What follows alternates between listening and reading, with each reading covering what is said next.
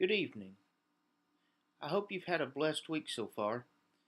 Today's topic of discussion will surround the controversial fundamentalist modernist movement. In essence, the movement played a key role in 19th and 20th century society insomuch that people of the era began to question their religious beliefs. On one hand, the fundamentalists believed that the Bible was to be taken literally as the inerrant Word of God, while on the other hand, the modernist movement lent to a more contemporary thinking in which followers tended to stray from the traditional ways of thinking concerning their religious beliefs and adjusting self-consciously to the norms defining modern culture. However, due to these conflicts in beliefs, the religious community throughout America began to pull apart, separating into what would become known as those who would be thought of as fundamentalists and then that of the modernist viewpoints. As the religious communities throughout the United States began to shift in different modalities of thinking, prominent Americans rose up taking a stance defending their ways of thinking concerning their religious beliefs.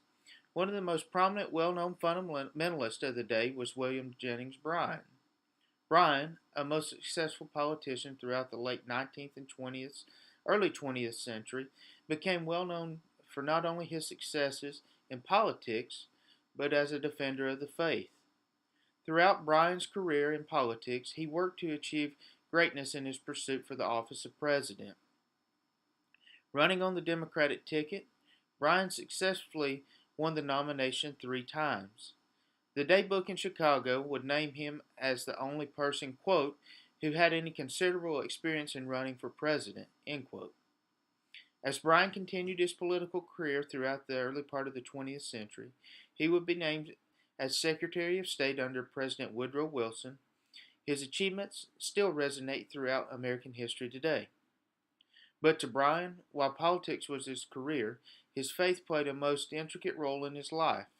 Of his most famous attributes, showing his fundamentalist viewpoints, was his work as a defense attorney during the Scopes trial in 1925 in Dayton, Tennessee.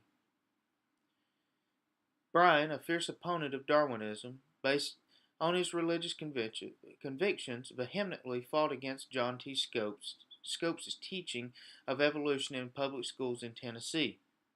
Bryan stated, as recorded in the Evening Star on July 27th of 1925, that his fighting in the Scopes trial was for the purpose of, quote, defending the Bible for the people and to win souls for Christ, end quote.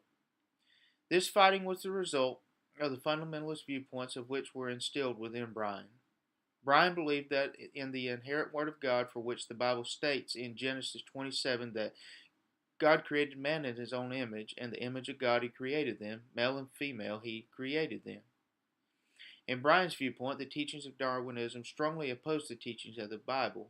Therefore, his job as an attorney was to defend his fundamentalist viewpoints, and so he did.